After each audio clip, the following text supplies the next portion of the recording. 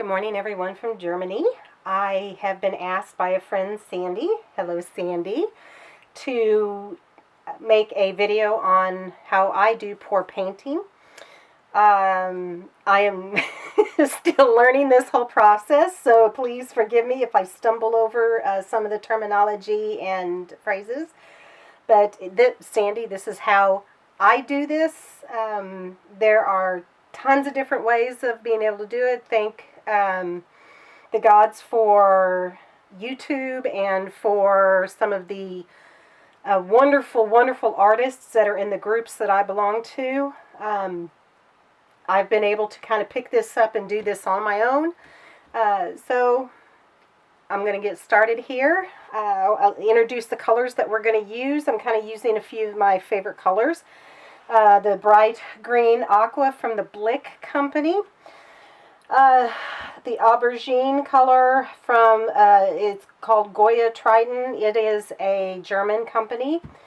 Phthalo turquoise, it's from their System 3 Dollar Rowney company. They have several different versions. Most of these that we're using today are student or just graduate. They are not professional, which means they do not have the higher pigment content. We're going to Light Gold by Amsterdam, Process Magenta. Again, it's another System 3 Dollar Rowney. Primary Blue from the Van Bleiswyk out of Holland. And I am so very sorry if I have mispronounced this. I don't know how to really pronounce it, but this is the this is the company right here. And then finally, I've got the Bordeaux color, again from another Goya Triton. It's a German company. I have mixed all the colors for you already, except for the bright green. That way I can do this in front of you so that you can see I've done all the other colors the exact same way in adding the pouring medium. There are several different pouring mediums on the market, all of which are really, really good. Some are more expensive than others. You know, you can try whatever ones that you want to. I personally, because of it being here in Germany, some of my ingredients have a tendency to be really, really pricey. And even though the two items that I use to mix my own pouring medium, the one item is really expensive. It ends up being less expensive in the long run, which is a Floetrol. It is a paint conditioner. I add that plus a little bit of the PVA glue, which is the polyvinyl adhesive. It kind of helps to bind everything together, because what we're doing whenever we add a pouring medium to the paint, or even just water to the paint, we're thinning it down, we're breaking apart these the binders that hold the paint pigment together, and we don't want that to happen. That's why we add some of the pouring mediums. So I am going to add the pouring medium that I have made. I'm going to go ahead and add that so that you can see. And it is about a 1-to-1 ratio. It is not exact as far as the measurements. It doesn't have to be exact. If you are a little bit more, you know, of a perfectionist, to that you have to have everything, you know, ounce, you know, you can do that. I don't. It takes too much of my time. So what we are going for when we're mixing this paint and pouring medium is a consistency of, like what they say, warm honey. Honey that is, you know, fresh. It hasn't been sitting around. It's going to flow pretty well. This is a little bit on the thick side. So what I'm going to do is I'm going to add just a little bit of spring water to it, just to thin it out just a little bit more. I don't want to add too much because, again, I don't want to break these binders down that are holding the pigments together.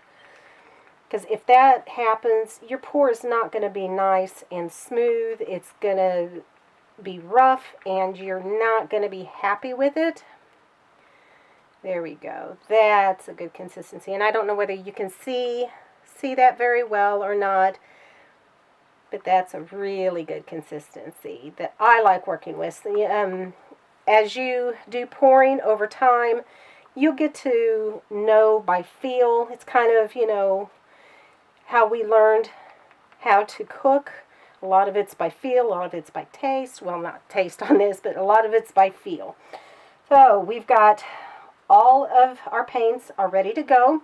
I'm going to add 100% silicone in order to be able to get some of the cells that I like to have, which makes it kind of look more fluid. There are several companies that you can get 100% silicone from. I order a lot of my products from Amazon DE, which is the German Amazon, because I cannot get them in the stores. But this particular one I did. And the Amazon in the United States doesn't ship over liquids, so Amazon DE has been good. This is the silicone that I got in. There is so much silicone in here, I cannot possibly ever use it. So before I leave, I'm going to have to find somebody that does pour painting or just donate it to our crafts shop. Okay, what I'm doing now is just mixing that silicone in, because we want that mixed in.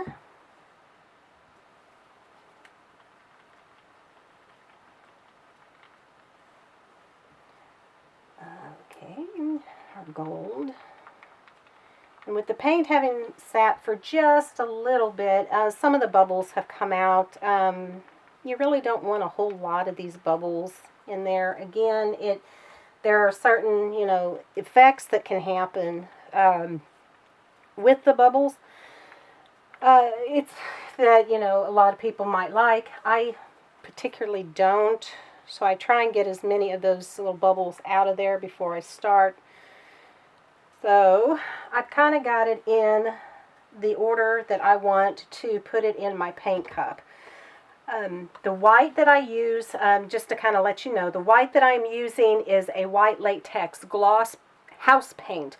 Here in Germany, it's kind of hard to find a gloss, a latex gloss, or even a semi-gloss, because they do like their matte finishes. But I did find this in one of the home improvement places in Kaiserslautern. So this is what I use for my white, because I do go through so much white. All right, what I'm going to do, I already have this prepped and ready to go. It already has the pouring medium. I do not have any silicone in it because I do not want to add that extra silicone in. I want it to kind of pull and draw everything together. So we are just going to start pouring in the paint. There is no rhyme or reason about this. I'm just going to put this in however.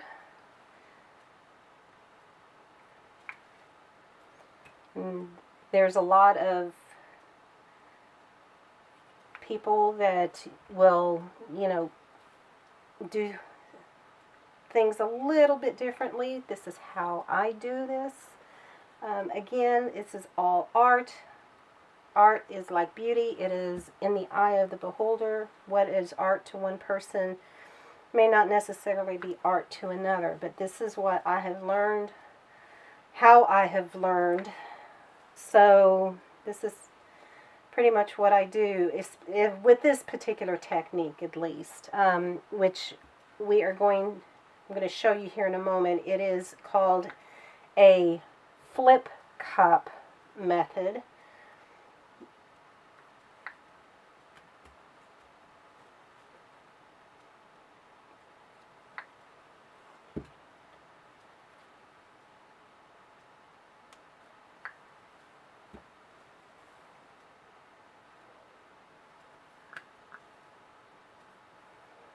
I'm going to scrape all this down in there.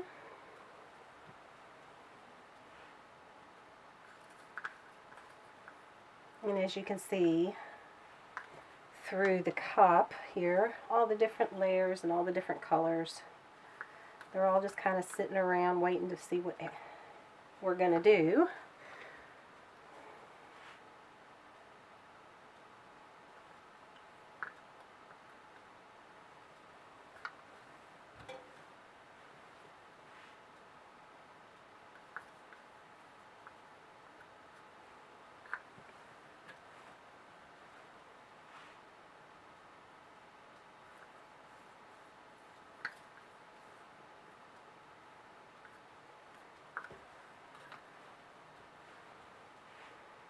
Ooh.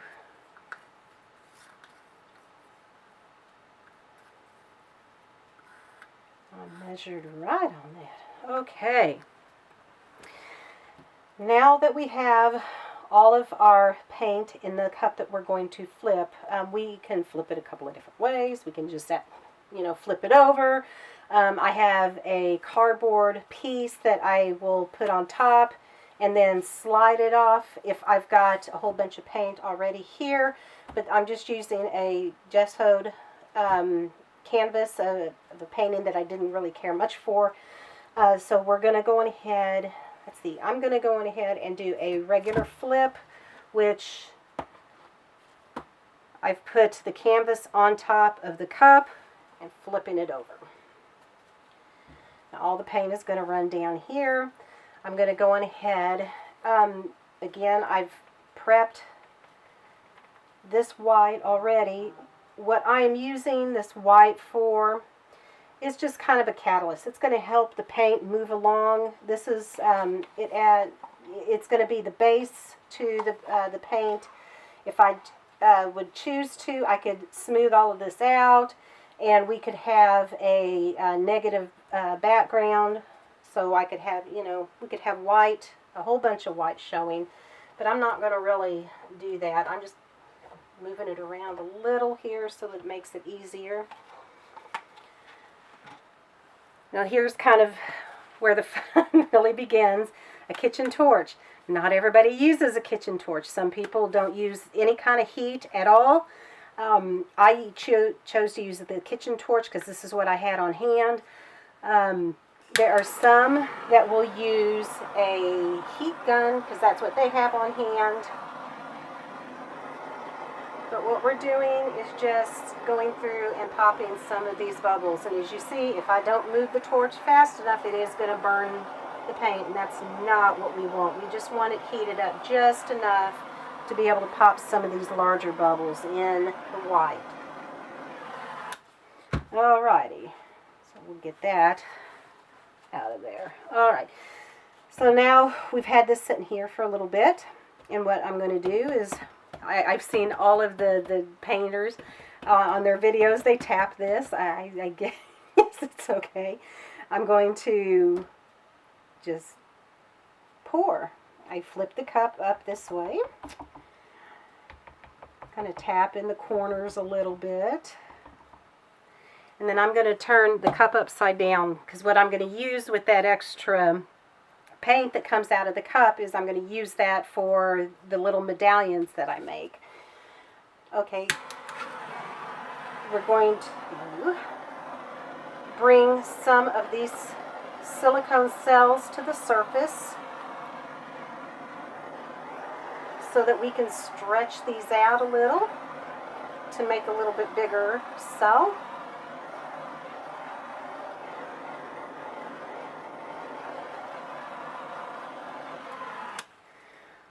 Okay, now I kind of look at this and say, okay, how do we want to do this? Okay, you just kind of take a look at it and it's like, okay, well, what do I want on the painting? What do I not want on the painting? Ultimately, there's only a certain amount of control that we have. For the most part, it's going to do its own thing. And that's what's kind of cool about all this, because we really never know what it's going to do. And I kind of like that. Let me see. My arm in the way. I'll pour that just a little bit. Let's bring this back. All right. Wipe my hands off. This is why there is paint on the torch, because I'm going to torch this again to finish bringing up some of those silicone droplets so that a few more cells can form to see kind of what, what else is kind of hiding underneath.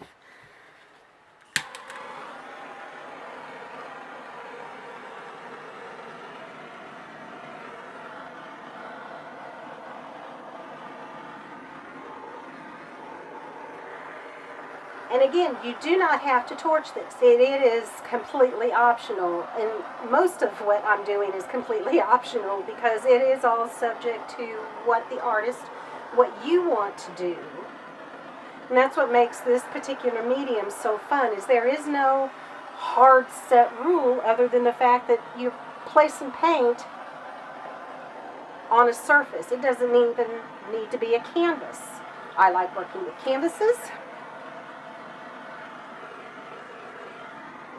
because canvas is lightweight. When it comes time for me to finally leave Germany and move back to the States, I want to be able to make my weight limit.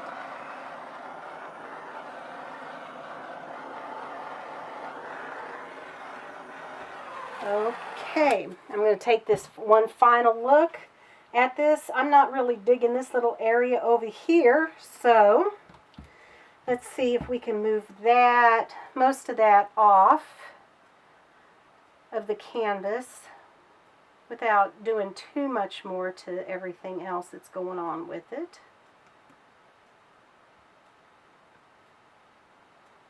Let's move that back just a bit.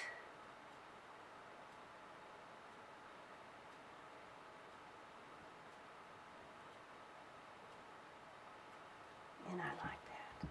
I like the movement of that. So, I am not going to go back in and torch again because I really, really like the way the cells are here now. I think this is a done deal. Yep, everything is done. So that is, Sandy, that is the way I pour paint. This is on a, I'm thinking 25 by 25 centimeter canvas. If you want me to do something on a larger scale, I can show you that. This was just the 1 cup on my larger canvases. Obviously, I would need more paint. I would err on the side of more paint than what you need, because once you've laid this down, if you're thinned out on paint, again, it's going to stretch everything out and you're not going to be happy with it. I use the paint that is down here.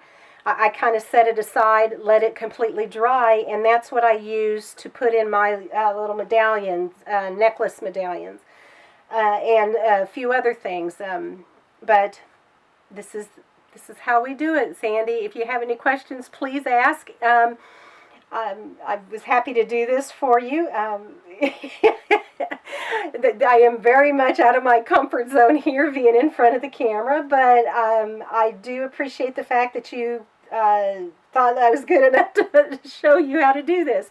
So I look forward to seeing what you do. Please share, and happy pouring.